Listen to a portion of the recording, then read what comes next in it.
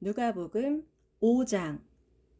하루는 예수께서 게네사렛 호숫가에서 설교를 하셨다. 그때 많은 사람들이 몰려와 예수를 애워싼 채 말씀을 들었다. 예수께서 보시니 호숫가에 작은 배 두 척이 있고 어부들은 배에서 내려 그물을 씻고 있었다. 예수께서 그 배들 중 시몬의 배에 오르시어 배를 호숫가에서 조금 떼어놓게 하신 후 배 위에 앉으셔서 군중들을 가르치셨다. 예수께서 말씀을 다 마치시고 시몬에게 말씀하셨다. 이제 깊은 데로 나가 그물을 내려 고기를 잡으시오. 시몬이 대답했다. 선생님, 저희가 밤새도록 애써 곳곳에 그물을 내렸지만 한 마리도 잡지 못했습니다. 그러나 선생님께서 그렇게 말씀하시니 한 번 더 그물을 내려보겠습니다. 시몬이 깊은 데로 나가 그물을 내렸더니 과연 그물이 가득 차서 찢어질 정도로 엄청난 양의 고기가 잡혔다. 그래서 시몬은 다른 배에 탄 동료들에게 소리를 쳐서 도움을 청했다. 그들이 얼른 와서 두 배에다 고기를 가득 채우니 고기가 너무 많아 배가 가라앉을 지경이었다. 시몬 베드로가 이것을 보고 예수 앞에 무릎을 꿇고 말했다. 주님, 제게서 떠나 주십시오. 저는 너무나 죄 많은 사람입니다. 베드로와 다른 동료들은 고기가 너무나 많이 잡히자 크게 놀랐던 것이다. 시몬의 동료인 세베대의 아들 야고보와 요한도 놀라기는 마찬가지였다. 그때 예수께서 시몬에게 말씀하셨다. 두려워하지 마시오. 이제부터 당신은 사람을 낚는 어부가 될 것이오. 그들은 배를 호숫가에 댄 뒤에 모든 것을 버려두고 즉시 예수를 따라갔다. 예수께서 어느 마을에 가셨을 때 온 몸이 나병으로 문드러진 사람이 있었다. 그 나병 환자는 예수를 보자 예수 앞에 엎드려 자신의 병을 고쳐달라고 애원했다. 주님, 주님이 원하시기만 하면 저를 깨끗하게 해 주실 수 있습니다. 예수께서 손을 내밀어 그를 만지시며 말씀하셨다. 내가 원하노니 깨끗하게 되시오. 그러자 즉시 그의 병이 나았다. 예수께서 그에게 명령하셨다. 이 일을 아무에게도 알리지 말고 곧장 제사장에게로 가서 당신의 몸을 보이고 모세의 율법에 기록된 대로 예물을 드려 당신이 깨끗하게 된 것을 확증하시오. 그러나 예수에 대한 소문은 금세 널리 퍼져나갔고 사람들은 예수의 말씀도 듣고 또 자기들의 병도 고침받기 위해 때를 지어 예수께로 몰려들었다. 그러나 예수께서는 사람들을 피해 한적한 곳으로 물러나셔서 종종 홀로 기도하셨다. 어느 날 예수께서 사람들을 가르치고 계실 때였다. 그 자리에는 갈릴리와 유대 여러 동네와 예루살렘에서 온 바리새파 사람들과 율법 교사들이 앉아 있었다. 하나님의 능력이 예수와 함께하고 있었으므로 예수께서는 능히 사람들의 병을 고치셨다. 그때 몇몇 사람들이 중풍병자를 침상에 누인 채로 데려와서는 그를 예수께 보이려고 했다.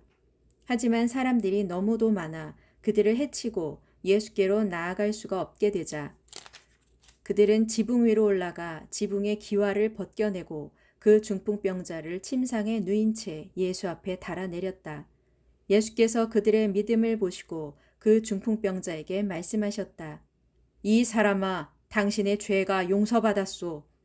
그러자 바리새파 사람들과 율법 교사들이 서로 수군거렸다.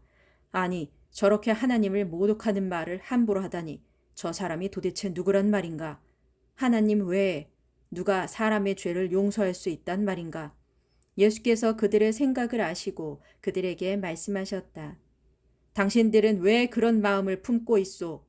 당신의 죄가 용서받았소 하고 말하는 것과 일어나 걸어가시오 하고 말하는 것 중에 어느 쪽이 말하기가 더 쉽겠소?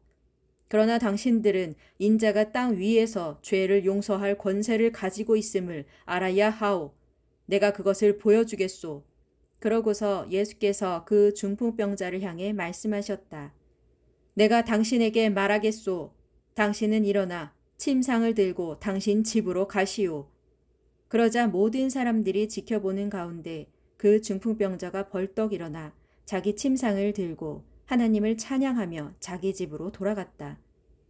사람들은 모두 큰 놀라움과 두려움에 사로잡혀 하나님을 찬양하며 말했다. 오늘 우리가 정말 굉장한 일을 보았다. 그 후 예수께서 마을을 떠나오시다가 레위라는 이름을 가진 세리가 세관에 앉아 있는 것을 보시고 그에게 말씀하셨다. 나를 따라오시오. 그러자 레위는 자리에서 일어나 모든 것을 버려둔 채 즉시 예수를 따랐다. 레위는 예수를 위해 자기 집에서 큰 잔치를 베풀었다. 레위의 동료들인 세리들을 비롯하여 많은 사람들이 그 잔치에 참석하여 다 함께 한자리에 앉아서 먹고 마셨다. 그러자 바리새파 사람들과 율법 교사들이 예수의 제자들을 비방했다. 당신들은 어찌하여 세리들이나 죄인들과 어울려 함께 먹고 마시는 것이오? 그 말을 듣고 예수께서 그들에게 말씀하셨다. 건강한 사람에게는 의사가 필요하지 않소.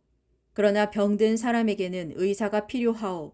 나는 의인들을 부르러 이 땅에 온 것이 아니라 죄인들을 불러 회개시키려고 왔소.